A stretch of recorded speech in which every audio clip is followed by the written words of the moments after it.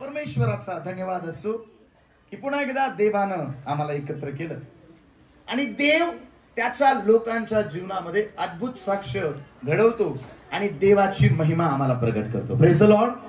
आम्ही साक्ष ऐकल्या की देवानं कशा पद्धतीने लोकांच्या जीवनामध्ये कार्य केलं. मागच्या 2 आठवड्यांपासून मी मिशन ट्रिपला थोडा बाहेर गेलो होतो. काही मीटिंग्स होत्या, काही आपल्या मंडळांच्या भेटी होत्या आणि प्रभूला गौरव असो, देवानं त्या सर्व मिशन ट्रिपला आशीर्वादित केलं. आणि एक साक्ष मला तुम्हाला तिकडची सांगायची. 2019 किंवा 2018 मध्ये या गडचिरोली जिल्ह्यामध्ये त्या मंडळीमध्ये मी गेलो होतो. जस्ट 2018ला मी त्या ठिकाणी गेलो होतो. त्या ठिकाणी एक छोटासा हॉल त्या मंडळीचा होता आणि मीटिंग होती म्हणून त्यांनी त्यांच्या समोरच एक जागा होती आणि त्या ठिकाणी सगळी जागा साफ करून त्यांनी मला वाटतंय त्या ठिकाणी त्या मीटिंगचा पेंडॉल टाकला होता. 6 ते 7 गुंठे काहीतरी ती जागा होती आणि त्या ठिकाणी पेंडॉल टाकला होता. 3 दिवसाची मीटिंग होती आणि मग त्या 3 दिवसाची मीटिंग झाली. त्या पाळक साहेबांनी मला सांगितलं, पाळक साहेब आम्हाला जागा पुरत नाही, खेडेगावामध्ये आमची मंडळी आहे आणि प्रार्थना करा देवानं आम्हाला ही जागा घेण्यासाठी मदत करावी. आणि त्या ठिकाणी आम्ही प्रार्थना केली. मी प्रभूला म्हटलं, प्रभू या लेकरांना गरज आहे आणि तू तुझ्या लेकरांची गरज पूर्ण करणारा देव आहे. आणि मी प्रार्थना करत असताना देवाच्या आत्म्याने मला सांगितलं, माझ्या सेवकाला सांग ही जागा आणि येणाऱ्या दिवसांमध्ये या ठिकाणी मी एक सुंदर भवन बांधणार आहे. आणि मी प्रार्थना केली आणि मी निघून आलो. काही दिवसानंतर त्या सेवकाचा मला फोन आला की पाळक साहेब देव महान आहे, ती जागा विकत घेण्यासाठी देवाने आम्हाला मदत केली. काय वाटलं देवाचा. आणि मागच्या 1-2 वर्षांपासून त्यांचा मला फोन येतो, पण त्या ठिकाणी तारखा त्या ठिकाणी जुळत नसल्यामुळं, कारण ज्या तारखा त्यांना हव्या होत्या किंवा ज्या तारखांना त्यांची अपेक्षा होती त्या तारखांना आपल्या चर्चचे कुठले तरी प्रोग्राम असल्या कारणाने मला जाता आलं नाही. आणि मागच्या आठवड्यामध्ये शुक्रवार, शनिवार आणि रविवार त्या मंडळीमध्ये मी होतो आणि मी प्रभूची महानता त्या मंडळीमध्ये पाहिली. प्रभूचं गौरव मी त्या ठिकाणी पाहिलं. ज्या ठिकाणी त्या गावामध्ये जायला मला असं वाटतं तुरळक त्या ठिकाणी वाहनं नाहीत. जर जायचंय तर स्वतःची वाहनं त्या ठिकाणी घेऊन जावे लागतील किंवा पब्लिक ट्रान्सपोर्ट फार कमी प्रमाणामध्ये त्या ठिकाणी आहे. पण देव इतका महान आहे का देवानं 2019-2018 मध्ये जे वचन त्या मंडळीला दिलं होतं देवानं ते पूर्ण केलं. आणि एक सुंदरसं चर्च मोठं, यावेळेस मीटिंग घ्यायला त्या ठिकाणी गेलो, बाहेर पेंडॉल टाकायची गरज पडली नाही, एवढं आवाढव्य चर्च देवापानं त्या मंडळीला दिलं. परमेश्वर चांगला आहे म्हणून बायबल आम्हाला सांगतं देव किती चांगला आहे त्याचा काय घेऊन पहा अनुभव. आणि देव त्याच्या लोकांना अनुभव देतो. जीवन जगत असताना एका गोष्टीचा आम्हाला अनुभव कायम येतो. जो व्यक्ती देवाचं ऐकतो, जो व्यक्ती देव सांगतो ते करतो, त्याच्या जीवनामध्ये चमत्कार, त्याच्या जीवनामध्ये आशीर्वाद आणि त्याच्या जीवनामध्ये देवाची महान कृपा आम्हाला पाहायला मिळते. Praise the Lord. हालेलुया. यावेळेस देवाच्या पवित्र वचनाकडे आज आम्ही जाणार आहोत आणि म्हणून लुकाचं शुभवर्तमान यावेळेस आम्ही काढणार आहोत. लुकाचं शुभवर्तमान याचा 17वा अध्याय आजच्या मरणाकरता. लुकाचं शुभवर्तमान याचा 17वा अध्याय आणि 11 पासून तर पुढं आम्ही काही वचन वाचणार आहोत. लुकाचं शुभवर्तमान याचा 17वा अध्याय आणि 11 पासून पुढं काही वचन आपण वाचणार आहोत. वाचूया आपण. 10 कुष्ठरोगी. मग असे झाले की तो यरुशलेमकडे जात असता शोमरोन व गालिल यामधून गेला आणि तो एका गावात जात असता कुष्ठरोग असलेले 10 पुरुष त्याला भेटावयास आले. ते दूर उभे राहून मोठे मोठ्याने ओरडून म्हणाले, अहो येशू गुरुजी, आम्हावर दया करा. त्याने त्यांना पाहून म्हटले, तुम्ही जाऊन स्वतःच याजकांना दाखवा. मग असे झाले की ते जाता जाता शुद्ध झाले. त्यातील एक जण आपण बरे झालो आहो असे पाहून मोठ्याने देवाचा महिमा वर्णित परत आला. बायबल आम्हाला सांगतं या ठिकाणी 10 कुष्ठरोगांची गोष्ट आम्हाला पाहायला मिळते. नीट ऐका. आजचा संदेश अनेकांच्या जीवनामध्ये अद्भुत कार्य करणार असणार. बायबल सांगतं कुष्ठरोगानं भरलेले 10 कुष्ठरोगी प्रभू येशू ख्रिस्ताकडे आले. बायबल आम्हाला सांगतं ते मोठ्यानं ओरडून म्हणाले, अहो गुरुजी आमच्यावर काय करा. एक महाभयंकर आजार त्यांच्या जीवनामध्ये आहे. कुष्ठरोगानं त्रस्त झालेले आहे. बायबलमध्ये जर तुम्ही वाचलं तर बायबल सांगते ते दूर उभा राहून मोठ्यानं ओरडून म्हणाले. का? कारण कुष्ठरोग झालेल्या माणसाला लोकांमध्ये, गर्दीमध्ये, समाजामध्ये येण्याची परवानगी नाही. आम्ही जर पाहिलं, बायबल आम्हाला सांगतं, इतिहास आम्हाला सांगतो का ज्या व्यक्तीला कुष्ठरोग झालेला आहे त्या व्यक्तीला आपल्या परिवारापासून, आपल्या लेकरांपासून, आपल्या कुटुंबापासून, आपल्या गावापासून दूर वेगळ्या ठिकाणी राहावं लागत होतं. जसं कोरोना नाही का, 2 गज दुरी मासे दुरी नाही का, तसं संपर्कात आल्यानंतर एकमेकांना कोरोना व्हायचा, तसंच कुष्ठरोग एक असा आजार आहे की संपर्कात आल्यानंतर एकमेकांना कुष्ठरोग त्या ठिकाणी होतो. आणि म्हणून या कुष्ठरोगी लोकांनी दूर उभा राहून येशू ख्रिस्ताला आवाज दिला की हो गुरुजी, आमच्यावर काय करा. आता एक आजारी व्यक्ती ज्यावेळेस देवाकडे येतो, एक आजारी व्यक्ती ज्यावेळेस प्रार्थनेसाठी येतो, एक आजारी व्यक्ती ज्यावेळेस डॉक्टरकडे जातो, त्यावेळेस त्याची एकच अपेक्षा असते की डॉक्टरनी माझा उपचार करावा, माझ्यासाठी प्रार्थना करावी, बाळकांनी माझ्यासाठी प्रार्थना करावी, म्हणजे या आजारातून माझी काय होईल, सुटका होईल. कारण प्रत्येक आजारी व्यक्ती सुटकेसाठी किंवा आरोग्यासाठी वेगवेगळ्या गोष्टी करत असतो. 10 कुष्ठरोगी या ठिकाणी आहेत, या आजारानं त्रस्त झालेले आहेत, या आजारामुळे जीवनामधला आनंद गमावलेला आहे, या आजारामुळे स्वतःच्या परिवारापासून दूर राहते, या आजारामुळे आपल्या मित्रांपासून दूर राहत आहे आणि त्यांची इच्छा आहे की हा आजार आमच्या जीवनामधून निघून जावा. येशू ख्रिस्ताबद्दलची साक्ष, येशू ख्रिस्ताबद्दलची सुवार्ता त्यांनी ऐकली आणि बायबल आम्हाला सांगतो हे 10 कुष्ठरोगी येशू ख्रिस्ताकडे आले. बायबल आम्हाला सांगतो ते दूर उभा राहून येशू ख्रिस्ताला म्हणत आहे, अहो गुरुजी, आमच्यावर काय करा. देवाकडून दयेची अपेक्षा करत आहे आणि धन्य ते लोक जे देवाकडून दयेची अपेक्षा करतात. आमेन म्हणाल का? कारण देव दया करणारा परमेश्वर आहे, तो कृपाळू, मंद क्रोध, दयेचा सागर आहे. लक्षात ठेवा, जगिक लोकांकडून अपेक्षा करण्यापेक्षा देवाकडून अपेक्षा करणं हे आशीर्वादाचं कारण आहे. आमेन म्हणाल का? कारण लोकांकडून केलेली अपेक्षा कधी पूर्ण होणार नाही आणि देवाकडून केलेली अपेक्षा आमचा परमेश्वर पूर्ण करणार आहे. Praise the Lord. या ठिकाणी हे येशू ख्रिस्ताकडे आले आणि म्हणत आहे, गुरुजी, आमच्यावर काय करा. बायबल आम्हाला सांगतं येशूने त्यांना सांगितलं, जा आणि स्वतःला कुणाला दाखवा. आता देवाकडे आले का कुष्ठरोग बरा व्हावा, पण येशू ख्रिस्ताकडे आल्यानंतर येशू ख्रिस्तानं त्यांच्यासाठी प्रार्थना केली नाही, येशू ख्रिस्तानं त्यांच्या जखमांना स्पर्श केला नाही, येशू ख्रिस्त त्यांना बरे व्हा असं म्हटलं नाही, पण येशू ख्रिस्तानं एक आज्ञा, एक गोष्ट त्यांना सांगितली, जा आणि कुणाला दाखवा. बायबलमध्ये आम्ही वाचतो ज्यावेळेस येशू ख्रिस्तानं त्यांना सांगितलं जा आणि याचकाला दाखवा, कुठल्याही प्रकारचं प्रत्युत्तर त्यांनी केलेलं नाही, कुठल्याही प्रकारचे प्रश्न त्या ठिकाणी येशू ख्रिस्ताला त्यांनी विचारले नाही. बायबल आम्हाला सांगतो देवानं सांगितलं जा. आणि त्या काळामध्ये नियम असा होता की एक कुष्ठरोगी याचकाला कधी दाखवू शकत होता, ज्यावेळेस तो कुष्ठरोगातून काय झाला असेल, शुद्ध झाला असेल. जोपर्यंत तो शुद्ध झाला नाही तोपर्यंत याचकाकडे जाऊन दाखवण्याची परवानगी त्याला नाही. पण येशूने सांगितलं जा आणि कुणाला दाखवा. याचकाला. नीट आहे का? बायबल आम्हाला सांगतं जसं येशूने सांगितलं जा आणि याचकाला दाखवा, वचन आम्हाला सांगतं देवानं सांगितलं, देवानं त्यांना आज्ञा केली, देव त्यांच्याशी बोलला आणि देवानं सांगितल्यानंतर हे 10 कुष्ठरोगी याचकाकडे जायला निघाले.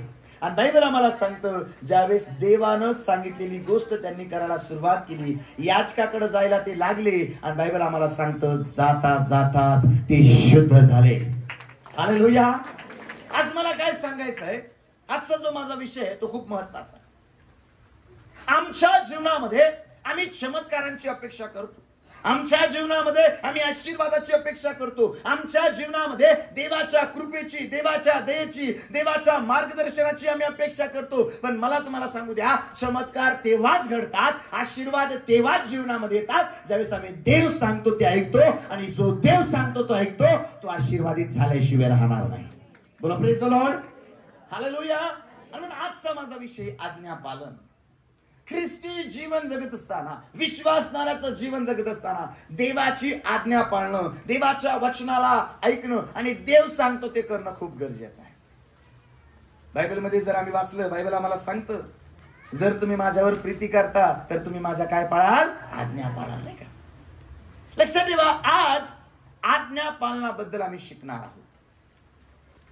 10 कुष्ठरोगी येशूकडे आले येशूने सांगितलं जा आणि याचकाला दाखवा. कुठल्याही प्रकारचा प्रश्न, कुठल्याही प्रकारचे तर्कवितर्क न करता देवानं सांगितलं त्या गोष्टी करायला त्यांनी सुरुवात केली. आणि बायबल आम्हाला सांगतो ज्यावेळेस ते रस्त्यानं जात होते, याचकाकडे जाण्याच्या मार्गावरती ते चाललेले आहेत आणि जाता जाता त्यांना अनुभव आला त्यांचा कुष्ठरोग त्यांच्या जीवनातून गेलेला आहे, ते शुद्ध झालेले आहेत आणि बरे झालेले त्यांना त्या ठिकाणी स्वतःला पाहायला मिळालं. आज मला तुम्हाला सांगू द्या, इथं बसलेल्या प्रत्येक व्यक्तीला जर आज तुमच्या आणि माझ्या जीवनामध्ये आज्ञापालन जर असणार ना, तर तुमच्या आणि माझ्या जीवनामध्ये देव मोठमोठे आशीर्वाद आणि मोठमोठे चमत्कार करणार. पहिलं शमूएलाचं पुस्तक 15वा अध्याय आणि 22 वचन जर आम्ही वाचलं, त्या ठिकाणी बायबल खूप सुंदररित्या सांगतं. पहिलं शमूएल याचा 15वा अध्याय आणि 22 वचन ऐका काय म्हणतंय बायबल. तेव्हा शमूएल म्हणाला, परमेश्वराचा शब्द पाळिल्याने जसा त्याला संतोष होतो तसा होमांनी व यज्ञांनी होतो काय.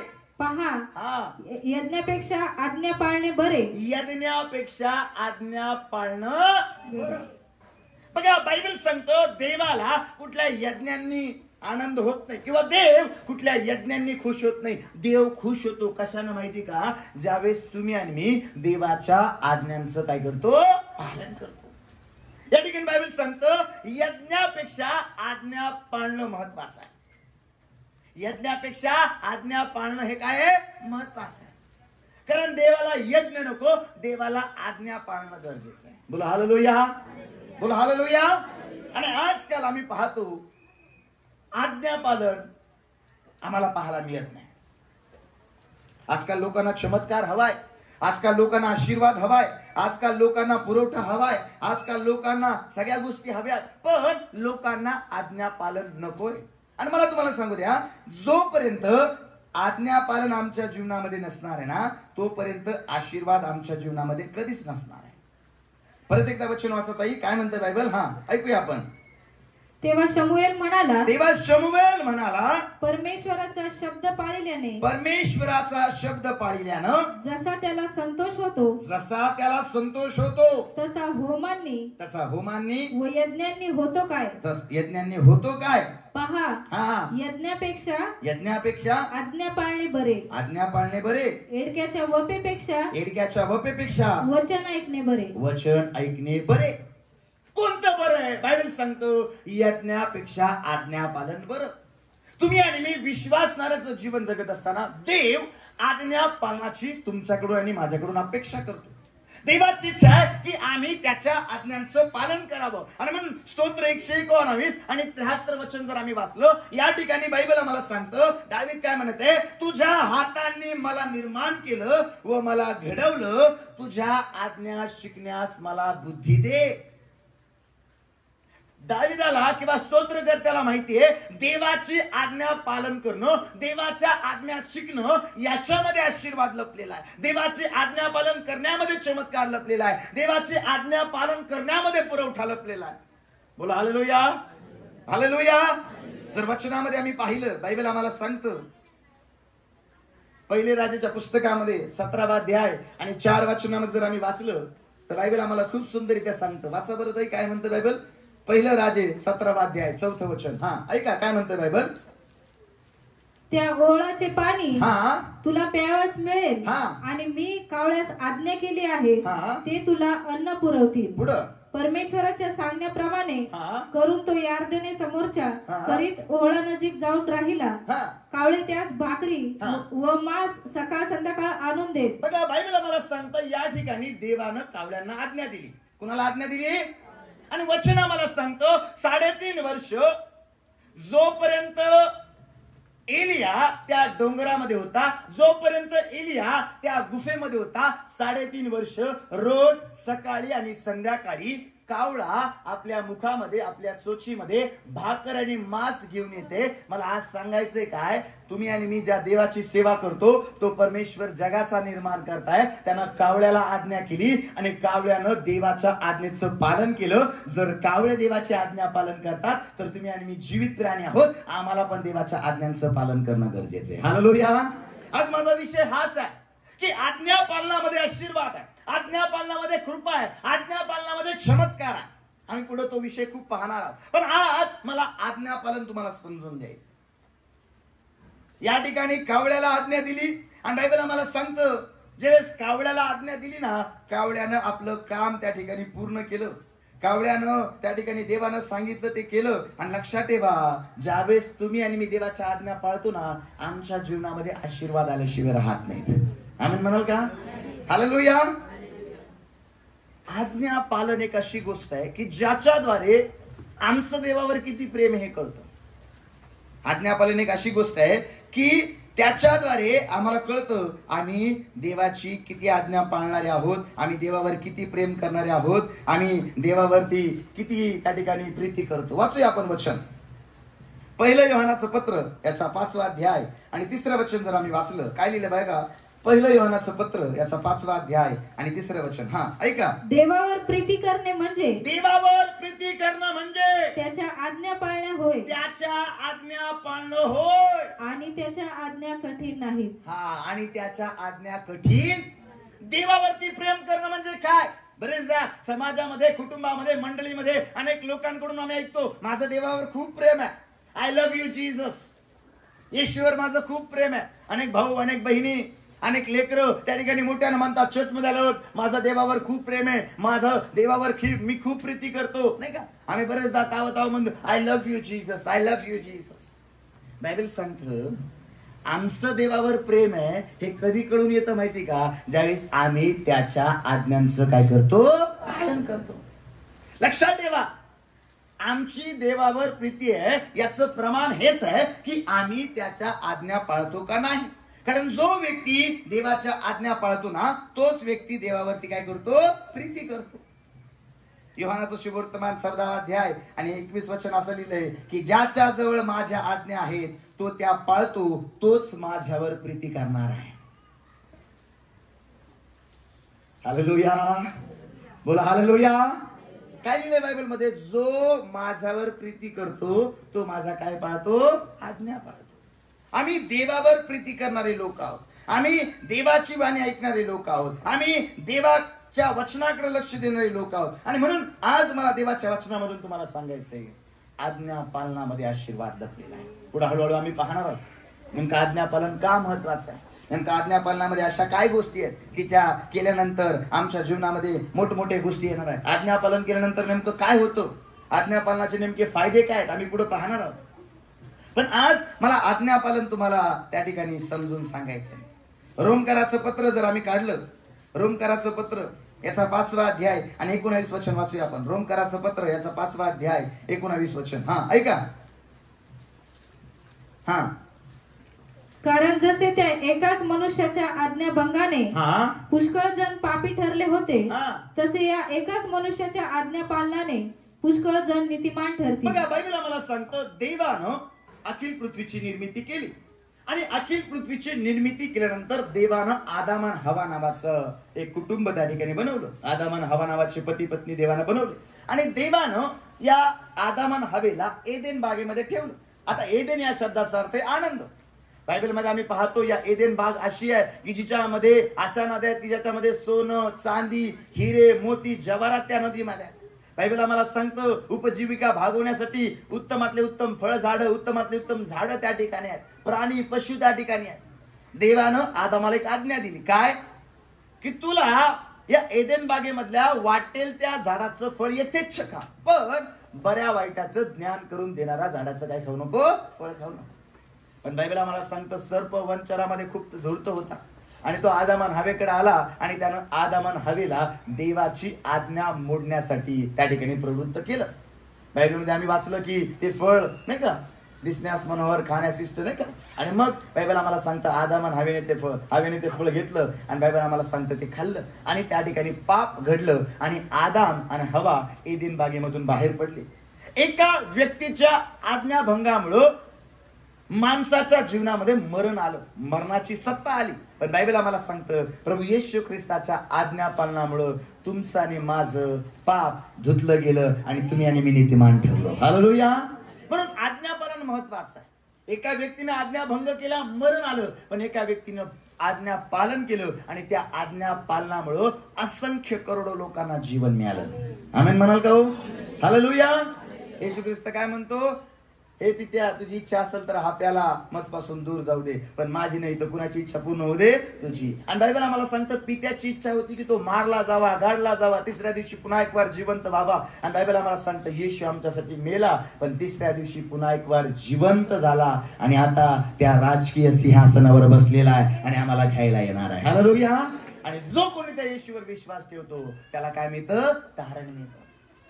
माझ्या विषयाकडे आज मला तुम्हाला न्यायचंय, तो म्हणजे आज्ञापालन. लक्षात ठेवा, जर आमच्या जीवनामध्ये आज्ञापालन नाहीये ना तर आम्ही आशीर्वादित नाही आहोत. जर आमच्या जीवनामध्ये आम्ही देवाचा शब्द पाळणारे लोक नाहीत ना तर आमच्या जीवनामध्ये आम्हाला आशीर्वादांची ओतणी किंवा आशीर्वाद आम्हाला पाहायला मिळणार नाही. कारण जिथं आज्ञापालन नाही ना तिथं देव नाही, आणि जिथं आज्ञापालन नाही ना तिथं देवावर प्रेम करणारे लोकच नाही. कारण जो आज्ञा पाळतो तोच देवावर प्रीती करतो. जो देव सांगतो ते ऐकतो, त्याच्याच जीवनामध्ये चमत्कार होतात.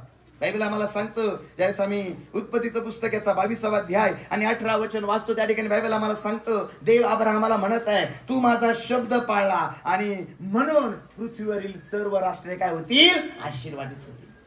लक्षात ठेवा, तुमच्या आज्ञापालनामध्ये आशीर्वाद लपलेला आहे. जोपर्यंत तुम्ही आणि मी देवाच्या वचनाचं आज्ञापालन करत नाही, जोपर्यंत तुम्ही आणि मी देवाच्या वचनाला पाळत नाही, जोपर्यंत तुम्ही आणि मी देव सांगतो ते करत नाही ना, आम्ही आशीर्वादित होत नाही. येशया संदेशाचा ग्रंथ जर आम्ही काढला, पहिला अध्याय आणि 19 वचन जर आम्ही वाचलं, खूप सुंदररित्या बायबल त्या ठिकाणी सांगतो. वाचूया आपण येशयाचं पुस्तक याचा पहिला अध्याय आणि 19 वचन. हा ऐका, तुम्ही माझे ऐकायला मान्य व्हाल तर भूमीचे उत्तम फळ खाल. काय लिहिलं बायबल मध्ये? तुम्ही माझं ऐकाल तर भूमीचं उत्तम काय खाल? फळ खाल. मला जर भूमीचं उत्तम फळ खायचंय, मला जर उत्तमातल्या उत्तम गोष्टी माझ्या जीवनामध्ये पाहिजे, तर मला देवाचं ऐकणं गरजेचं आहे. मला देवाच्या आज्ञांचं पालन करणं गरजेचं आहे. कारण देवाच्या आज्ञा पाळल्याशिवाय मला चांगला उपज मिळणार नाही, मला भूमीचं चांगलं फळ मिळणार नाही. कारण जो देवाच्या आज्ञा पाळतो ना त्यालाच देव या सगळ्या गोष्टी देतो. बोला प्रेज द लॉर्ड. जो आज्ञा पाळत नाही देव त्याला देत नाही. वचनामध्ये आम्ही जर पाहिलं, उत्पत्तीच्या पुस्तकामध्ये 12व्या अध्यायामध्ये अब्राहमाला त्या ठिकाणी परमेश्वराचं पाचारण झालं. अब्राहमाला ज्यावेळेस परमेश्वराचं पाचारण झालं त्यावेळेस अब्राहमाला देवानं सांगितलं, तू आपला देश, आपलं गाव, आपले आई वडील हे सगळं सोडून मी सांगतो त्या देशामध्ये जा. बायबल आम्हाला सांगतं अब्राहमानं देवाचं ऐकलं आणि अब्राहम आपला बापाचं घर, आपला देश सोडून देव सांगतो त्या देशामध्ये गेला. वचनामध्ये आम्ही पाहतो, देवानं अब्राहमाला अभिवचन दिलं, तुझी संतती वाळूच्या कणा इतकी आणि आकाशातील तारेइतकी मी करील. आणि बायबल आम्हाला सांगतो वचनामध्ये उत्पत्ती 22 मध्ये आम्ही पाहिलं, अब्राहमाला देवबापानं आशीर्वादित केलं. अब्राहमाची संतती वाळूच्या कणा इतकी देवबापानं केली. अब्राहमाला आशीर्वादाचं कारण देवबापानं केलं. का माहिती का? ज्यावेळेस तुम्ही आणि मी देवाचं ऐकतो ना, आमच्या जीवनामध्ये आशीर्वाद येतात. ज्यावेळेस आम्ही त्याची वाणी ऐकतो, आमचं जीवन बदललं जातं. बोला हालेलुया. उत्पत्तीच्या पुस्तकामध्ये नोहा नावाचा एक व्यक्ती आहे. देव नोहाशी बोलला की अखिल पृथ्वीचा नाश करण्याचं माझ्या मनात आलंय आणि म्हणून तू काय कर, एक तारू बनव. नोहा ज्या काळामध्ये जीवन जगत आहे त्या काळामध्ये आतापर्यंत पाऊस झालेला नाही. देव सांगतोय 40 दिवस आणि 40 रात्र पाऊस पडणार आहे आणि सगळे लोक मरणार आहे. नोहानं देवाच्या आज्ञेचं पालन केलं. गोफेर लाकडाचं त्या ठिकाणी तारू बांधायला त्यानं सुरुवात केली. नोहा अशा काळामध्ये जीवन जगत आहे, त्या काळामध्ये पाऊस नाही आहे, पण देवानं सांगितलंय ना, मग त्यानं तारू बांधायला सुरुवात केली. लोक त्याला विचारत असतील, काय रे बाबा काय करत आहे? देवानं तारू बांधायला लावले, सगळ्या पृथ्वीचा नाश होणार आहे. लोक त्याच्याकडे पाहून हसत असतील, कारण पाऊस काय त्यांना माहिती नव्हता. पाऊस कसा पडणार आहे त्यांना माहिती नव्हता. नोहाला लोकांनी विरोध केला असेल. नोहा अनेकांना सांगत असेल, अरे नाश होणार आहे, नाश होणार आहे. आजही आम्ही सांगतो या जगाचा, पृथ्वीचा नाश होणार आहे. येणाऱ्या दिवसांमध्ये आम्ही पाहतो नाही का, पण लोक ह्या कारणे ऐकतात आणि ह्या कारणे सोडून देतात. त्या काळामध्ये पण लोक होते ज्यांनी नोहाचं ऐकलं नाही. नोहानं देवाची आज्ञा पाळली, गोफेर लाकडाचं तारू बनवलं. नोहा, त्याचं परिवार आणि प्रत्येक प्राणी पशु त्या ठिकाणी त्या तारूमध्ये गेले आणि देवबापानं त्याचं दार बंद केलं आणि पाऊस व्हायला सुरुवात झाली. आणि 40 दिवस आणि 40 रात्र असा पाऊस झाला का बायबल आम्हाला सांगतो पृथ्वीवर जेवढे होते तेवढे झाडून मेले, फक्त नोहा आणि नोहाचं परिवार वाचलं. मला एक गोष्ट आज तुम्हाला सांगायची, जगाचं मला माहिती नाही, पण जर आज तुम्ही देवाचं ऐकणार आहात ना, देव तुमचा बचाव करणार आहे. तुमचं कुटुंब नाश होणार नाही. देव तुमचा बचाव बचाव करणार आहे, तुमच्या कुटुंबाची काळजी देव घेणार आहे. कारण देवाचं ऐकतात ना त्यांचंच देव तारण करतो. देवाच्या ज्या आज्ञा पाळतात ना त्यांच्या जीवनामध्ये देव आशीर्वाद पाठवतो, बाकीच्यांच्या जीवनामध्ये पाठवत नाही. आज्ञापालन खूप महत्वाचं आहे. जर आमच्या जीवनामध्ये आज्ञापालन नाही ना तर आमचं देवावरती प्रेमच नाही. वचनामध्ये आम्ही पाहतो योहान 21 मध्ये, रात्रभर पेत्राने आणि त्याच्या बरोबर असणाऱ्या लोकांनी मासे पकडण्याचा प्रयत्न केला. रात्रभर कष्ट केले, रात्रभर त्या ठिकाणी हातपाय चालवले, पण एकही मासा लागला नाही. आणि येशू पहाटे आला आणि म्हणतो, मछव्याच्या उजव्या बाजूला जाळ टाका.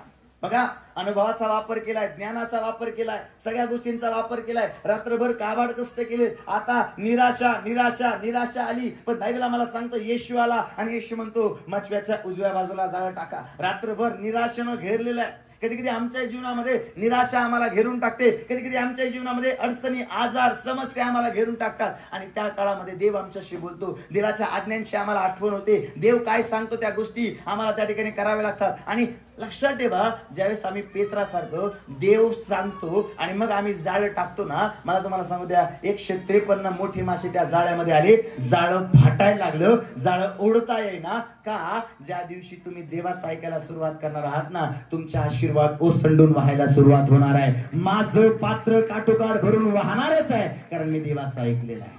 पण आज मी देवाचं ऐकतच नाही.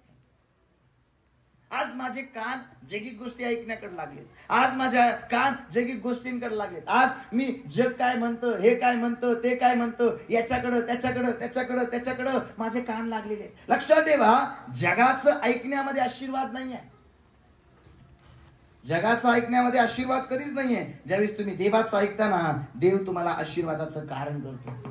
पेत्र हा म्हटला नाही, रात्रभर आम्ही जाळ टाकलं, रात्रभर आम्ही काबाड कष्ट केले, रात्रभर आम्ही मासे पकडण्याचा प्रयत्न केला, पण एकही मासा आला नाही. पण पेत्रानं, येशूने सांगितलं ना, बायबल आम्हाला सांगतं, लगेच जाळ टाकलं. आणि जसं जाळ टाकलं ना, 153 मोठे मासे आले. आणि बायबल आम्हाला सांगतं, ते जाळ त्यांना ओढता येईना. का माहिती का? ज्यावेळेस तुम्ही देवाची आज्ञा मानता ना, त्यावेळेस आशीर्वाद नक्कीच ठेवलेला असतो. पुढे मी तुम्हाला शिकवणार आज्ञा पालनाचे फायदे. आज्ञापालन का महत्वाचं आहे. बऱ्याचशा गोष्टी मला तुम्हाला शिकवायच्या, पण आज एका गोष्टीला मला तुम्हाला शिकवायचंय, आज्ञा पालन करणारे लोक बना. ज्यावेळेस आम्ही प्रेषितांची कृत्य याचा 5वा अध्याय आणि 29 वचन वाचतो, त्या ठिकाणी प्रेषित पेत्र त्या ठिकाणी खूप सुंदररित्या गोष्ट सांगत आहे. प्रेषितांची कृत्य 5वा अध्याय 29 वचन ऐका काय म्हणतं बायबल. हा, परंतु पेत्राने व इतर प्रेषितांनी उत्तर दिले, आम्ही मनुष्यापेक्षा देवाची आज्ञा मानली पाहिजे. ज्या येशूला तुम्ही खांबावर टांगून मारले, त्याला आपल्या पूर्वजांच्या देवाने उठविले. बघा, बायबल आम्हाला सांगतं, पेत्र लोकांना काय म्हणत आहे, आम्हाला मनुष्यापेक्षा कुणाची आज्ञा पाळली पाहिजे? देवाची. कारण त्याला माहितीये ख्रिस्ती जीवन हे आज्ञा पालनाचं जीवन आहे. ख्रिस्ती जीवन हे आज्ञा पालनाचं जीवन आहे. कारण जर मी ख्रिस्तावरती प्रीती करतो ना, तर बायबल सांगतं, जो माझ्यावर प्रीती करतो तो माझ्या आज्ञा पाळतो. आणि म्हणून आज्ञा पाळणं गरजेचं आहे. कुष्ठरोग्यांनी देवाची आज्ञा पाळली. देवानं सांगितलं जा आणि याचकाला दाखवा. आणि ज्यावेळेस त्यांनी याचकाला दाखवलं, वचन आम्हाला सांगतं, जाता जाताच ते बरे झाले. लक्षात ठेवा, ज्या दिवशी आज्ञा पालन करायला तुम्ही सुरुवात करणार आहात ना, तुम्ही सुरुवात केल्या केल्या देव तुम्हाला आशीर्वादित करायला सुरुवात करणार आहे. आणि म्हणून आज आज्ञा पालन करण्याकडे लक्ष द्या. देवाच्या प्रियकरांनो, आज्ञा पालनामध्ये आशीर्वाद लपलेला आहे. आज्ञा पालनामध्ये देवाची कृपा लपलेली आहे. आज्ञा पालनामध्ये देवाचा पुरवठा लपलेला आहे. आज्ञा पालनामध्ये देवाचा चमत्कार लपलेला आहे. आणि आज्ञा पालनामध्ये देवाचा महान अनुग्रह लपलेला आहे. हालेलुया. म्हणून आज्ञा पालन करणारे लोक बना. आता तुम्ही मला म्हणाल, पाच साहेब आम्ही ऐकलं आज्ञा पालन, आज्ञा पालन, नेमकं आज्ञा पालन करण्याचे फायदे काय? लक्षात ठेवा, या जगामध्ये माणूस कुठलीही गोष्ट करतो ना, तर फक्त फायद्यासाठीच करतो, नाही का? जर आमचा फायदा असेल ना तर आम्ही लग्नाला जातो, आमचा फायदा असेल ना तर आम्ही कोणाला तरी बक्षीस देतो. आता इथं पण आमचा फायदा आहे म्हणून आम्ही चर्चला आलो, नाही का? आमचा जर फायदा नसता तर आम्ही चर्चला आलो नसतो. आम्ही कंपनीमध्ये पण जातो, ही कंपनी नाही ती कंपनी, ती कंपनी नाही ती, का? इथं 400 रुपये पगार आहे, तिथं 500 आहे. आमचा जिथं फायदा जास्त आम्ही पाहतो. आता आज्ञा पालनाचे फायदे आम्ही पाहणार. वाचूया अनुवादाचं पुस्तक याचा 28वा अध्याय आणि पहिलं वचन. अनुवादाचं पुस्तक याचा 28वा अध्याय आणि पहिलं वचन. आज्ञा पालनाचे फायदे. पहिला फायदा हा ऐका. तुझा देव परमेश्वर याची वाणी तू लक्षपूर्वक ऐकशील आणि या ज्या सर्व आज्ञा आज मी तुला सांगतो त्या काळजीपूर्वक पाळशील तर तुझा देव परमेश्वर पृथ्वीवरील सर्व राष्ट्रांपेक्षा तुला उंच करील. बघा बायबल सांगतो पहिला फायदा आज्ञा पालनाचा. यश मिळावं, मोठं स्थान मिळावं, उच्च पदावर प्रस्थापित व्हावं हे प्रत्येकाला वाटतं. प्रत्येकाची इच्छा आहे मी टॉपला असावं. प्रत्येकाची इच्छा आहे त्या टॉप 5 मध्ये, त्या टॉप 3 मध्ये मी असावं. माझ्या गल्लीमध्ये, माझ्या गावामध्ये, माझ्या घरामध्ये मी आशीर्वादित असावं. प्रत्येकाला वाटतं. बायबल मला सांगतो तुझा देव परमेश्वर याची वाणी तू लक्षपूर्वक ऐकशील आणि या ज्या आज्ञा मी तुला देते या काळजीपूर्वक पाळशील तर तुझा देव परमेश्वर सर्व राष्ट्रांपेक्षा तुला काय करील? उंच करेल. लक्षात ठेवा, उंच व्हायचंय ना देवाच्या आज्ञा पाळाव्या लागणार आहे. उंच व्हायचंय ना देव काय सांगतो ते करावं लागणार आहे. का? कारण देवाचं ऐकल्यानंच आम्ही उंच होणार आहोत. देवाचं ऐकल्यानंच आम्ही त्या ठिकाणी आशीर्वादित होणार आहोत.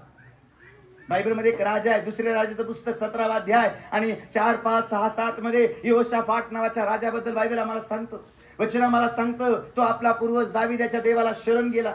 बायबल आम्हाला सांगतं यहोशाफाटानं देवाच्या आज्ञांचं पालन केलं आणि बायबल आम्हाला सांगतं धन मान या गोष्टी करून तो समृद्ध झाला आणि देवानं त्याच्याद्वारे त्याच्या राज्याची बळकटी केली. लक्षात ठेवा तुम्हाला मजबूती मिळणार आहे. लक्षात ठेवा तुम्ही उंचपदी प्रस्थापित केले जाणार आहात. लक्षात ठेवा तुम्ही आशीर्वादाचं कारण बनणार आहात. तुमच्या गावासाठी तुम्ही आशीर्वादाचं कारण बनणार आहात. देव तुम्ही जाल तिथं तुम्हाला उच्च पद प्रस्थापित करून देणार आहे. पण त्यासाठी पहिली गोष्ट देवाचं वचन आम्हाला सांगत आहे आज्ञा पालन करणारे लोक बना. कारण आज्ञा पालन जो करतो ना देव त्याला उंच करण्याचं काम करतो. आमेन म्हणाल का हो? उंच प्रत्येकाला व्हायचंय पण उंच होण्यासाठी आज्ञा पालन करावं लागणार आहे. जोपर्यंत तुम्ही आज्ञा पालन करणार नाही ना तोपर्यंत देव तुम्हाला उंच करणारच नाही. जोपर्यंत तुमच्यामध्ये देवाचे आज्ञा पालन करणारा स्वभाव नसेल ना देव तुम्हाला उंच करणारच नाही. जर आम्ही यहोशुआचं पुस्तक याचा 11वा अध्याय आणि 15 वचन जर आम्ही वाचूया आपण. यहोशुआचं पुस्तक याचा 11वा अध्याय आणि 15 वचन. हा ऐका काय म्हणते बायबल. यहोशुआचं पुस्तक याचा 11वा अध्याय 15 वचन. परमेश्वरानं आपला सेवक मोशे याला आज्ञा केल्याप्रमाणे मोशेने यहोशुआला आज्ञा केली आणि त्याप्रमाणे यहोशुआने केले.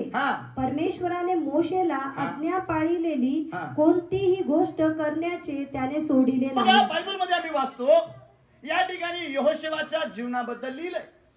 बायबल आम्हाला सांगतो परमेश्वराचा सेवक मोशे यानं दिलेली प्रत्येक आज्ञा यहोशुआनं पाळली. नीट आहे का बरं का?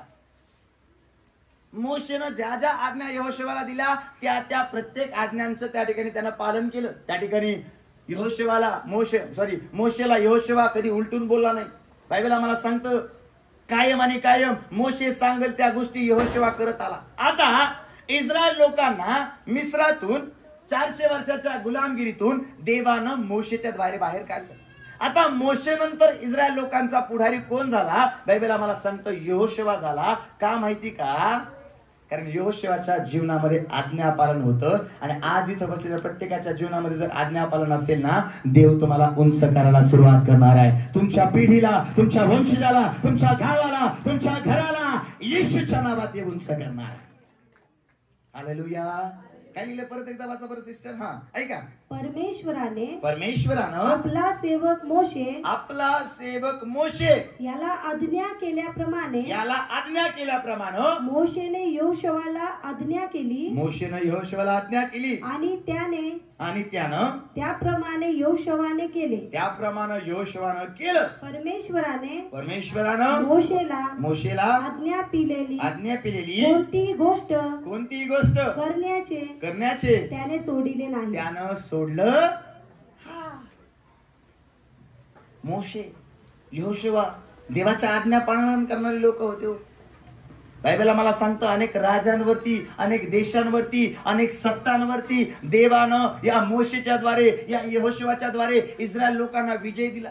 मोशेच्या द्वारे देवबापानं तांबडा समुद्र दुभांगला, यहोशुवाच्या द्वारे देवबापानं यारदेन नदी दुभांगली. लक्षात ठेवा, अनेक राजे महाराजे या यहोशुवा आणि मोशेच्या द्वारे देवबापानं फस्त केले. आणि या दोन देवाच्या सेवकांच्या द्वारे देवानं त्याच्या प्रजेला त्या 400 वर्षाच्या गुलामगिरीतून काढून त्या वचनदत्त कनान देशामध्ये, त्या दुधामधाच्या देशामध्ये घेऊन गेला. लक्षात ठेवा, जर तुमच्या जीवनामध्ये आज्ञा पालन आहे ना, तर तुम्ही दुधामधाच्या देशामध्ये जाणारे लोक आहात. तुमच्या जीवनामध्ये जर आज्ञा पालन आहे ना, तर देव तुम्हाला उंच पदावर ठेवणार आहे. जर आज्ञा पालन नाही ना, जिथं आहात तिथून देव काढून घेणार आहे. आमेन म्हणाल का हो? हालेलुया.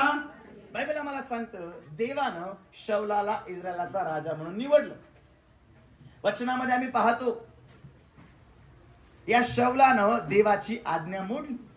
देवानं सांगितलं त्या सगळ्या लुटीचा तू नाश कर. पण बायबल आम्हाला सांगतं या शौलानं काही चांगल्या चांगल्या गोष्टी त्याच्यामधल्या राखून ठेवल्या. शमूएलाला वेळ आहे असं पाहून जो होम, जे अर्पण शमूएलानं करायला पाहिजे होतं, ते अर्पण या शौलानं केलं आणि देवाची आज्ञा मोडली. कारण यज्ञापेक्षा आज्ञा पालन महत्वाचं आहे. त्याला वाटलं लोक चालले, त्याला वाटलं आता कोण थांबणार नाही, आणि म्हणून शमूएलाचं काम त्यानं केलं आणि आज्ञा मोडली. आणि बायबल आम्हाला सांगतं, जर वचनामध्ये तुम्ही वाचाल पहिल्या शमूएलाच्या पुस्तकामध्ये, देव म्हणतो शौलाला राजा केला याचा मला अनुताप झाला. का? देवाला आज्ञा मोडणारे लोक कधीच आवडत नाहीत. आमेन म्हणाल का हो? देवाला कायम आणि कायम आज्ञा पाळणारेच लोक आवडतात. Praise the Lord. हालेलुया. लक्षात ठेवा, मला जर उंच पद पाहिजे, मला जर उच्च ठिकाणी प्रस्थापित व्हायचंय ना, मला आज्ञा पाळल्याच पाहिजे. जर मी आज्ञा पाळणार आहे ना, तरच देव मला उंच पदावर ठेवणार आहे. जर मी आज्ञा पाळणार नाही ना, तर देव मला उंच पदावर ठेवणार नाही. पहिली गोष्ट, आज्ञा पाळण्याचा फायदा आहे, देव आम्हाला उंच पदावर प्रस्थापित करतो. दुसरी गोष्ट, उपदेशकाचं पुस्तक याचा 8वा अध्याय 5 वचन. पहिला फायदा आहे, देव आम्हाला उंच ठिकाणी ठेवतो. दुसरा फायदा वाचा, उपदेशकाचं पुस्तक याचा 8वा अध्याय आणि 5 वचन. जो आज्ञा पाळतो तो अनिष्ट पाहणार नाही. नेमलेला काळ व न्याय समय हे ज्ञानाच्या मनाला अवगत होती. बघा, आज्ञा मोडणं हे देवाच्या विरुद्ध एक पाप आहे. Praise the Lord. हालेलुया. काय लिहिलंय या ठिकाणी उपदेशकाच्या पुस्तकामध्ये? खूप सुंदररित्या उपदेशकाच्या पुस्तकामध्ये, जो आज्ञा पाळतो तो अनिष्ट पाहणार नाही. काय पाहणार नाही? अनिष्ट पाहणार. आपल्या शेजारच्याला म्हणा, येशूच्या नावात तुम्ही अनिष्ट पाहणार नाही. आता अनिष्ट म्हणजे काय माहिती का? वाईट. अनिष्ट म्हणजे काय? अनिष्ट म्हणजे कुणाचं वाटोळं. लक्षात ठेवा, जर तुम्ही आज्ञा पाळणारे लोक आहात ना, तुमच्या जीवनामध्ये तुम्ही कधीच अनिष्ट पाहणार नाही. आमेन म्हणाल का? म्हणजे तुमच्या जीवनामध्ये कायम आणि कायम तुम्ही चांगलंच पाहणार. Praise the Lord. प्रत्येकाला वाटतं ना माझं चांगलं व्हावं. इथं कुणी आहे का ज्याला वाटतं पास्टर माझं वाटोळं झालं तरी मला काही प्रॉब्लेम नाही? प्रत्येकाला काय वाटतं? माझं चांगलं व्हावं. प्रत्येकाला काय वाटतं? माझ्या लेकरांचं चांगलं व्हावं, माझ्या बायकोचं चांगलं व्हावं, माझ्या समाजाचं चांगलं व्हावं, माझ्या चर्चचं चांगलं व्हावं. मग जर मला वाटतं मला अनिष्ट जर पाहायचं नाहीये, मला वाईट गोष्टी जर पाहायच्या नाहीत ना, बायबल सांगतं देवाची आज्ञा पाळणारे लोक बना. कारण ज्यावेळेस तुम्ही देवाची आज्ञा पाळणार आहात ना, देव अनिष्ट नाही, देव तुमचा अभिष्ट करणार आहे. देव तुम्हाला श्राप नाही, देव तुम्हाला आशीर्वाद देणार आहे. तुम्ही अनिष्ट पाहणारे नाही, तुम्ही आशीर्वाद पाहणारे लोक बनणार आहात. आतापर्यंत लोकांनी तुम्हाला सांगितलं या कामामध्ये कुठल्याही प्रकारचा फायदा होत नाही, या गोष्टीमध्ये, या गावामध्ये कुठल्याही प्रकारचं यश नाही, या कामामध्ये कुठल्याही प्रकारचं यश नाही. पण बायबल सांगतं ज्या भूमीवर तू पाऊल ठेवशील ती भूमी मी आशीर्वादित करील. का? ज्यावेळेस तुम्ही आज्ञा पाळाल ना, शुष्क आस्तींच्या खोऱ्यामध्ये देवाची मोठी सत्ता, मोठी सेना उभा राहणार आहे. का? कारण तुम्ही देवाच्या आज्ञा पाळणारे, देवाचं वचन पाळणारे लोक आहात. आमेन म्हणाल का हो? बोला प्रेज द लॉर्ड. हालेलुया. अनिष्ट कसं काय पाहू देऊ आम्हाला? आजकाल बरेचसे लोक म्हणतात पाळी साहेब काही करायला जावा का वाईटच होते. काम करायला गेलं तरी वाईट. आम्ही जिथं कुठं जाऊ ना आम्हाला ना टेन्शनच येतं. आम्ही जिथं कुठं जाऊ ना आम्हाला प्रॉब्लेमच येतो. आम्ही जिथं कुठं जाऊ ना आम्हाला निराशा निराशा निराशा. काय येते निराशा? का आमचं वाईट होत आहे? का अनिष्ट आम्हाला पाहायला मिळत आहे? लक्षात ठेवा, याचा अर्थ आम्ही देवाच्या आज्ञा पाळत नाही. देवाच्या आज्ञा पाळणारा अनिष्ट पाहणार नाही. जर तुम्हाला चांगल्या गोष्टी पाहायच्यात ना, जर तुमच्या जीवनामध्ये चांगल्या गोष्टी होताना तुम्हाला पाहायच्यात, चांगल्या गोष्टी तुमच्या जीवनामध्ये घडताना जर तुम्हाला पाहायच्यात ना, आजपासून आज्ञा पाळायला सुरुवात करा. कारण जो आज्ञा पाळतो तो अनिष्ट पाहणार नाही, जो आज्ञा पाळतो तो देवाचं चांगुलपणच पाहणार आहे, देवाचा आशीर्वादच पाहणार आहे, देवाचा पुरवठाच पाहणार आहे, देवाच्या कृपेचा अनुग्रहच पाहणार आहे आणि देवाचा अभिषेकच पाहणार आहे. आज्ञा पालनाचा दुसरा फायदा आहे की आम्ही अनिष्ट पाहणार नाही. तिसरी गोष्ट वाचूया आपण. तिसरी गोष्ट खूप सुंदर आहे. स्तोत्र संहितेचं पुस्तक 119 आणि 6. स्तोत्र संहिता 119 आणि 6. हा, स्तोत्र 119 आणि 6. ऐका काय म्हणतंय बायबल. हा, मी तुझ्या सर्व आज्ञाकडे लक्ष पुरविले, मी तुझ्या सर्व आज्ञांकडे लक्ष पुरवले तर मी फजित होणार नाही. हा, आज लोक फजित होत आहेत, कामामध्ये फजित होत आहेत, प्रवासामध्ये फजित होत आहेत, आजारामध्ये फजित होत आहेत. लक्षात ठेवा, आम्ही फजित होणार नाही. कधी फजित होणार नाही? बायबल आम्हाला सांगतं ज्यावेळेस आम्ही त्याच्या आज्ञांकडे काय पुरवणार आहोत? लक्ष पुरवणार आहोत. म्हणजे आज्ञा पालन करणारा कधीच फजित होणार नाही. आमेन म्हणाल का? म्हणा, आज्ञा पालन करणारा कधीच फजित होणार नाही. पण आम्ही फजित होत आहोत. का फजित होत आहोत? लोकांसमोर आम्हाला का बारीक तोंड करावं लागत आहे? बायबल आम्हाला सांगतो ज्यांनी त्याचकडे पाहिले ते प्रकाश पावले, त्यांची मुखे लज्जेने कदापि काळवणार. आम्हाला कायम आणि कायम लज्जित आणि फजित व्हावं लागतंय. का? लोक म्हणतात, अरे कुठे यांचा देव, कुठे यांचा देव. आम्ही चर्चला येत आहोत, आम्ही प्रार्थनेला येत आहोत, पण तरी पण आम्ही फजित होत आहोत. तरी पण निराशा आमच्या जीवनाला सोडत नाही, तरी पण अपयश आमच्या जीवनाला सोडत नाही. का बरं अपयश आहे? कारण आज्ञापालन नाही भावा, आज्ञापालन नाही बहिणी. आज देवाचं वचन सांगत आहे, आज्ञापालन करणारा, देवाच्या आज्ञांकडे लक्ष पुरवणारा कधीच फजित होणार नाही. इथं बसलेल्या प्रत्येक व्यक्तीला मला सांगायचंय, इथून मागे फजित झाले पण आजपासून देवाच्या आज्ञांचं पालन करायला सुरुवात करा. देव तुम्हाला फजित होऊ देणार नाही, तर देव तुम्हाला उंच ठिकाणी प्रस्थापित करणार आहे. कारण मोठं करणं, अधिकार देणं हे फक्त आणि फक्त देवाच्या हातामध्ये, नाही का? उजवीकडून, डावीकडून, उत्तरेकडून, पश्चिमेकडून, पूर्वेकडून आम्हाला अधिकार, आशीर्वाद मिळत नाही. आम्हाला आशीर्वाद मिळतो फक्त देवापासून मिळतो. आनंद म्हणाल का हो? कधी कधी आम्हाला वाटतं या साहेबामुळे झालं, कधी कधी आम्हाला वाटतं ह्या नातेवाईकामुळे झालं, कधी कधी आम्हाला असं वाटतं या मित्रामुळे झालं. नाही हो, सगळं काही झालंय ना फक्त स्वर्गीय परमेश्वरामुळे झालंय. हे कबूल करायला शिका. बोला प्रेज द लॉर्ड. आणि ज्या दिवशी तुम्ही हे कबूल करायला सुरुवात कराल ना, जीवनात तुम्ही कधीच फजित होणार नाही. आमेन म्हणाल का? लोकांकडे पाहून चालाल तर फजित होणार आहे, पण देवाकडे पाहून चालाल ना तर तुम्ही कधीच फजित होणार नाही. हालेलुया. योहानाचं शुभवर्तमान याचा 2रा अध्याय. 4थी गोष्ट आपण पाहूया. योहानाचं शुभवर्तमान याचा 2रा अध्याय आणि 2ऱ्या अध्यायामध्ये काही वचन आम्ही वाचणार आहोत. योहानाचं शुभवर्तमान याचा 2रा अध्याय आणि 5 आणि 6 वचन आम्ही वाचूया. योहानाचं शुभवर्तमान याचा 2रा अध्याय 5 आणि 6 वचन. ऐका. त्याची आई चाकरांना म्हणाली, त्याची आई चाकरांना म्हणाली, हा तुम्हाला जे काही सांगेल ते करा. हा, तेथे पाण्याचे 6 दगडी रांजण यहूद्याच्या शुद्धीकरणाच्या रीतीप्रमाणे ठेवलेले होते. त्यात 2-2, 3-3 मन पाणी मावेल असे ते होते. येशू त्यांना म्हणाला, रांजण पाण्याने भरा. रांजण पाण्याने भरा. आणि ते त्यांनी काठोकाठ भरले. ते त्यांनी काठोकाठ भरले. मग त्याने त्यांना सांगितले, आता त्यातलं काढून भोजन कारभाराकडे न्या. भोजन कारभाराकडे न्या. तेव्हा त्यांनी ते नेले. द्राक्षरस बनलेले पाणी भोजन कारभाराने जेव्हा चाखले, तो द्राक्षरस कोठला आहे हे त्याला ठाऊक नव्हते. पण पाणी काढणाऱ्या चाकरांना ते ठाऊक होते. तेव्हा भोजन कारभारी वराला बोलावून म्हणाला, प्रत्येक मनुष्य पहिल्याने चांगला द्राक्षरस वाढितो आणि लोक येतेचे प्याले मग निरस वाढतो. तू तर चांगला द्राक्षरस आतापर्यंत ठेवला आहे. बघा, बायबल आम्हाला सांगतं काना येथे एक लग्न आहे. या लग्नामध्ये येशूला, त्याच्या आईला, त्याच्या शिष्यांना आमंत्रण आहे आणि येशू या लग्नामध्ये. बायबल आम्हाला सांगतं येशूनं आपल्या चमत्काराचा प्रारंभ या काना गावामध्ये केला. आता काना गावामधल्या लग्नामध्ये झालं असं की त्या ठिकाणचा द्राक्षरस संपला. बायबल आम्हाला सांगतं येशूच्या आईनं पाहिलं आणि येशूची आई येशूकडे येऊन म्हणते, त्यांच्या जवळ द्राक्षरस नाही. येशू म्हणतो, बाई याच्याशी माझा काय संबंध? पण येशूची आई काय म्हणत आहे? हा सांगेल ते करा. नीट ऐका बरं का, तो शब्द खूप महत्वाचा आहे. त्या ठिकाणी येशूची आई काय म्हणती की तुम्हाला हा सांगेल ते करा. आणि बायबल सांगतं त्या ठिकाणी दगडी 6 रांजण यहुद्यांच्या शुद्धीकरणाच्या नियमाप्रमाणे त्या ठिकाणी ठेवलेले होते. त्याच्यामध्ये 2-2, 3-3 मन पाणी मावेल असे ते होते. आणि येशूने सांगितलं रांजण पाण्यानं भरा. आता संपलाय काय? द्राक्षरस.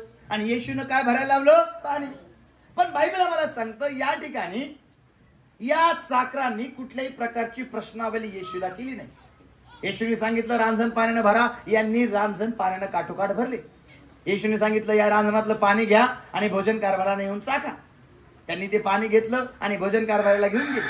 आता हे पाणी आहे हे चाकरांना माहिती आहे, पण भोजन कारभाराने ज्यावेळेस ते पाणी चाकलं त्यावेळेस भोजन कारभारानं त्या द्राक्षरसाची त्या ठिकाणी स्तुती केली. तो म्हणतो आतापर्यंत तुम्ही हा चांगला द्राक्षरस ठेवला, कारण लोक नंतर त्याच्यामध्ये पाणी टाकतात, पण तुम्ही आतापर्यंत चांगला द्राक्षरस ठेवला. आणि त्या ठिकाणी द्राक्षरसाची कमतरता किंवा द्राक्षरसाची गरज देवानं पूर्ण केली आणि एक मोठा चमत्कार झाला. पाण्याचा द्राक्षरस झाला. लक्षात ठेवा, पाण्याचा द्राक्षरस करणारा परमेश्वर आमच्या बरोबर आहे. म्हणून परिस्थितीकडे पाहू नका. आता पाण्याचा कसा द्राक्षरस होणार? याच्यात तर द्राक्ष पण टाकली नाही, याच्यात तर अमुक पण टाकलं नाही. देव सांगतो ते करा. देव पाण्याचा द्राक्षरस करू शकतो. तुमच्या जीवनात चमत्कार तेव्हाच घडणार आहे ज्यावेळेस तुम्ही देव सांगतो ते कराल. लोक सांगताल ते नाही. पाण्याचा द्राक्षरस होणारच आहे, चमत्कार घडणारच आहे. जे नव्हतं ते होतं असं होणार आहे, कारण माझा देव सामर्थ्यशाली आहे. तो पाण्याचा द्राक्षरस करू शकतो, तो मेलेले जिवंत करू शकतो,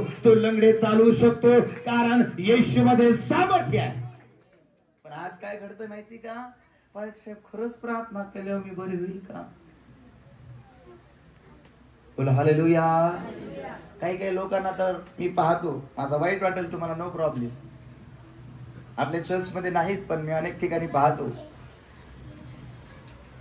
आशीर्वाद मिळवण्यासाठी हा पाळक आला का त्याच्या पाळक साहेब माझ्यासाठी प्रार्थना करा, तो पाळक आला का पाळक साहेब माझ्यासाठी प्रार्थना करा, अमुक करा ढमुक. अरे प्रार्थना करून घेतात नाही का? या मीटिंगला जा प्रार्थना, त्या मीटिंगला जा अभिषेक प्रार्थना, भविष्यवक्ती प्रार्थना, फलनी प्रार्थना, पिस्तनी प्रार्थना, निष्ठा. चालला कुठं रे? प्रार्थनेला. चालला कुठं रे? प्रार्थनेला. प्रार्थना प्रार्थना प्रार्थना. हा सेवक आला का प्रार्थना करून घेईल, तो सेवक आला का प्रार्थना करून घेईल. आणि ज्यावेळेस आम्ही त्याचं जीवन पाहतो ना, एवढा जातो प्रार्थनेला, एवढ्या लोकांनी याच्या डोक्यावर हात ठेवला तरी याचं जीवन बदललं नाही का? हो, प्रार्थनेला जातोय खरा, याच्याकडून हात ठेवून घे, त्याच्याकडून हात ठेवून घे. काय काहींचं असं झालंय, जिथं पाळक हात ठेवतो तिथं टकलं पडलंय, पण अजून आशीर्वाद नाही हो का? कारण फक्त प्रार्थनेला जाण्यानं आणि डोक्यावर हात ठेवण्यानं तुम्ही आशीर्वादित होणार नाही. तुम्ही आशीर्वादित देवाच्या आज्ञांचं पालन केलेलं होणार आहे, देवाचा शब्द ऐकल्यानं होणार आहे, देवाची आज्ञा पाळल्यानं तुम्ही आशीर्वादित होणार आहे. बोला प्रेज द लॉर्ड. अनुवाद 28 मध्ये तुम्ही पुढे वाचा, माझ्या आज्ञांचं जर तू पालन करशील ना, तुझी शेतीवाडी आशीर्वादित होईल, तुझं घरदार आशीर्वादित होईल, तुझे लेकर बाळ आशीर्वादित होतील, तुझं सर्वस्व, तुझी परात आशीर्वादित होईल. आशीर्वाद आशेच येत नाही, आशीर्वाद आज्ञा पालन केल्यानंतर येतात. आमेन म्हणाल का? हा, आणि आम्हाला तशीच आशीर्वाद पाहिजे. बोला प्रेज द लॉर्ड. हालेलुया. हा, आम्ही फक्त तिथं लय भारी प्रार्थना आहे, चला तिथं लय भारी प्रार्थना आहे, चला. अनेक जण प्रार्थना करून करून आणि प्रार्थनेला जाऊन जाऊन थकले, आता म्हणतात नाही जायचं मला प्रार्थनेला. का? काहीच भेटलं नाही ना. कारण जोपर्यंत तुम्ही स्वतःत बदल करत नाही ना, तोपर्यंत तुमच्या जीवनात आशीर्वाद येत नाही. जोपर्यंत तुम्ही आज्ञा पालन करत नाही ना, तोपर्यंत देव तुम्हाला चमत्कार दाखवत नाही. कारण या चाकरांनी काय केलं? येशू म्हटला पाण्यानं रांजण भरा, हे म्हटले नाही देवा ते हातपाय धुवायला, तोंड धुवायला, शुद्धी करण्यासाठी. ते म्हटले पाणी भरा, आपलं काम आहे भरा. भरायचं काम केलं. लक्षात ठेवा, भरायचं आमचं काम आहे, द्राक्षरस करायचं देवाचं काम आहे, प्रार्थना करायचं आमचं काम आहे, उत्तर देणं देवाचं काम आहे. देव सांगतो पाऊल टाकणं आमचं काम आहे, उत्तर देणं आणि आमच्या जीवनामध्ये आशीर्वाद पाठवणं देवाचं काम आहे. या महिन्यांमध्ये मी प्रार्थना करत आहे, देवानं मला सांगितलं या महिन्यांमध्ये मी प्रार्थना करत आहे. ज्या दिवशी देव मला म्हणेल त्या दिवशी मी चर्चचं बांधकाम, मंडईचं बांधकाम सुरू करणार आहे. आणि माझा विश्वास आहे खड्डे खणणं आमचं काम आहे, जाळी लावणं आमचं काम आहे, पण सिमेंट पाठवणं, वाळू पाठवणं, रेती पाठवणं, स्टील पाठवणं देवाचं काम आहे. आणि देव पाठवायला लागणार आहे. आणि माझा विश्वास आहे तरुण सिंहासी वाण पडते व त्याची उपासमार होते, पण परमेश्वराला शरण जाणाऱ्यास कुठल्याही चांगल्या गोष्टीची वाण पडणार नाही. मंडळीची हॉलची बांधकाम करत असताना देवा प्रत्येक गोष्ट उत्तमातली उत्तम या मंडळीला पुरवणार आहे. किती लोकांना वाटतं आपण फक्त आता आज्ञा पालन करत आहोत. देवाने मला सांगितलं जागा घेतली. देवाने मला सांगितलं आता लोकांना सांग जागेवर जाऊन प्रार्थना करा. जागेवर जाऊन प्रार्थना करणं सुरू आहे. मागच्या काही दिवसात देवाने मला सांगितलं तर जाळी मार, पण काही कारणास्तव रोडमुळे ती जाळी आम्हाला मारता नाही, पण या आठवड्यात ती जाळी मारून होईल. आणि माझा विश्वास आहे जशी जाळी मारून होणार आहे तशा वाळूच्या गाड्या यायला सुरुवात होणार आहे, सिमेंटच्या गाड्या यायला सुरुवात होणार आहे, स्टीलच्या गाड्या यायला सुरुवात होणार आहे. बोला प्रेज द लॉर्ड. लक्षात ठेवा. आणि मी एक गोष्ट पाहिली, ज्यावेळेस दर्शन मंडप बनवायचा होता त्यावेळेस लोकांनी आपलं सोनं नाणं आपलं सर्व काही देवासाठी दिलं. कारण लोक द्यावेत ही कृपा देवच पुरवतो आणि लोक देण्यासाठी देव स्वतः लोकांना तयार करतो. आणि माझा विश्वास आहे ज्यावेळेस बांधकाम सुरू होणार आहे ना, अनेक कावळ्यांच्या मनामध्ये भाकर पाठवण्याचं काम माझा देव करणार आहे आणि मंडईच्या सगळ्या गरजा पूर्ण होणार आहे. किती लोकांना वाटतं देव करणार आहे? बोला प्रेज द लॉर्ड. सोपी नाही गोष्ट. आतापर्यंत मला माहिती देवानं पुरवठा केलाय आणि इथून पुढे पण देवच पुरवठा करणार आहे. ज्यावेळेस मी या सेवेला सुरुवात केली होती त्यावेळेस मी प्रभूला म्हटलं, प्रभू मला कुणाच्या मदत नाहीये. देवाने मला सांगितलं माझा हात इतका तोकडा नाही की जो तुझा पुरवठा करणार नाही. आणि त्या दिवशी देवाने मला सांगितलं बाहेर पड. मी म्हटलं प्रभू तयार आहे. मी बाहेर पडलो आणि त्या ठिकाणी सेवा सुरू केली. त्या काळामध्ये एकही विश्वास ना या मंडळीमध्ये नव्हता, पण रांजणगावमध्ये मी फिरायचो, सुवार्ता सांगायचो, लोकांसाठी प्रार्थना करायचो आणि बघता बघता प्रभूनं सांगितलं ते केलं आणि देवानं आशीर्वादित करायला सुरुवात केली. लक्षात ठेवा, कारण ज्यावेळेस तुम्ही देवाची आज्ञा पाळताना अनेकदा काही लोकांना वाटलं होतं आता पास्टर आकाश लज्जित फज्जित होईल, पास्टर आकाश आता नगरला जाईल. कारण त्या काळामध्ये माझी कंडिशन अशी होती की लोकांना वाटायचं आता हा जॉब करतो का काय, लोकांना वाटतं हा ड्युटी करतो काय, हा सेवा करतो का काय, कारण याला कुठूनच मदत नाही, याच्याकडे लोक नाही, आता कसं होणार. त्यावेळेस मी प्रभूला म्हटलं, प्रभू मी लोकांकडे पाहत नाही, मी ख्रिस्ताकडे पाहतो आणि माझा विश्वास आहे जिथं माझं पाऊल पडल देव ती जागा आशीर्वादित करणार आहे. आणि देवानं ते काम केलं आणि या मंडळीची स्थापना केली. आणि या मंडळीच्या द्वारे अनेक मंडळांमध्ये प्रभू मला घेऊन गेला. मला सांगायचं काय, देव सांगतो ते करायला सुरुवात करा, बाकीच्या गोष्टी देव करायला सुरुवात करणार आहे. पाणी भरणं तुमचं काम आहे, पाण्याचा द्राक्षरस करणं कुणाचं काम आहे? चमत्कार घडणारच आहे, पण आज्ञापालन महत्वाचं आहे. चमत्कार तर घडणारच आहे, पण चमत्काराच्या आधी काय करणं गरजेचं आहे? आज्ञापालन. तुम्ही वचनामध्ये जर वाचलं मत्त्याचं शुभवर्तमान याचा 9वा अध्याय आणि या 9व्या अध्यायामध्ये एका रक्तस्रावी स्त्रीची गोष्ट आहे. आपण वाचूया ती. मत्त्याचं शुभवर्तमान याचा 9वा अध्याय, मत्त्याचं शुभवर्तमान याचा 9वा अध्याय आणि 20 पासून 22 पर्यंत आपण वचन वाचूया. ऐका काय म्हणते बायबल. मग पहा 12 वर्षे रक्तस्रावाने पिडलेली एक स्त्री त्याच्या मागे येऊन त्याच्या वस्त्राच्या गोंड्याला शिवली, कारण ती आपल्या मनात म्हणत होती मी केवळ त्याच्या वस्त्राच्या गोंड्याला शिवले तरी बरी होईल. तेव्हा येशू मागे वळून तिला पाहून म्हणाला, मुली धीर धर, तुझ्या विश्वासाने तुला बरे केले आहे. आणि ती स्त्री त्याच गटकेपासून बरी झाली. बायबल आम्हाला सांगतं या स्त्रीच्या जीवनामध्ये देवानं चमत्कार केला. 12 वर्षापासून रक्ताचा स्राव तिला होत आहे. 12 वर्षापासून रक्तस्राव तिच्या जीवनामध्ये आहे. 12 वर्ष झालं आजार पण तिच्या जीवनामध्ये, 12 वर्ष समस्या तिच्या जीवनामध्ये. आणि बायबल आम्हाला सांगतं ही स्त्री येशू ख्रिस्ताकडे आली. वचन आम्हाला सांगतं ती आपल्या मनात म्हणत होती, काय म्हणत होती? याच्या वस्त्राच्या गोंड्याला जरी मी शिवले तरी मी काय होईल? बरी होईल. तरी मी काय होईल? आणि बायबल आम्हाला सांगतं गर्दी त्या ठिकाणी आहे, लोक त्या ठिकाणी आहे, पण वचनामध्ये आम्ही पाहतो या स्त्रीनं गर्दीमध्ये येऊन येशू ख्रिस्ताच्या वस्त्राच्या गोंड्याला ती शिवली. त्यावेळेस तुम्ही नीट बायबलचा अभ्यास कराल, त्या काळामध्ये बायबल आम्हाला सांगतं ज्यावेळेस देवानं याचकाची वस्त्र बनवण्यासाठी मोशेला सांगितलं आणि त्या ठिकाणी सांगितलं वस्त्राला खाली काय करावे? गोंडे लावावे. आणि हे गोंडे का असायचे माहिती का? जर तुम्ही जुना करार वाचाल त्या ठिकाणी असं लिहिलंय, या गोंड्यांकडे पाहून तुम्हाला मी दिलेल्या आज्ञांची काय होईल? आठवण होईल. मी दिलेल्या आज्ञांची काय होईल? या स्त्रीनं येशूच्या वस्त्राच्या गोंड्याला शिवलं म्हणजे देवानं दिलेल्या आज्ञांची तिला आठवण झाली. आणि ज्या दिवशी देवानं दिलेल्या आज्ञांची तुम्हाला आठवण होणार ना, चमत्कार व्हायला सुरुवात होणार आहे, आजार बाहेर पडायला सुरुवात होणार आहे, आशीर्वाद यायला सुरुवात होणार आहे. आज देवाच्या आज्ञांची आठवण करा. देव 12 वर्षाचा आजार दूर करणार आहे. देव 12 वर्षाची कमजोरी दूर करणार आहे. देव 12 वर्षाची गरिबी दूर करणार आहे. देव 12 वर्षाचे श्राप दूर करणार आहे. मोठा आशीर्वाद पाठवणार होणार आहे. आज आठवण करा देवाच्या आज्ञांची. आज देवाच्या आज्ञा पाळायला सुरुवात करा. आणि माझा विश्वास आहे ज्यावेळेस तुम्ही देवाच्या आज्ञा पाळायला सुरुवात करणार आहात, देव तुम्हाला आशीर्वादित करणार आहे. आमेन. येणाऱ्या आठवड्यांमधून आम्ही पाहणार आहोत आज्ञा पालनाचं महत्व काय, नेमकं आज्ञा पालन केल्यानंतर आम्हाला काय भेटतं, या सगळ्या गोष्टी आम्ही पाहणार आहोत. पण आज एकच सांगायचंय, चमत्कार जर पाहिजे ना, आज्ञा पालन करायला सुरुवात करा.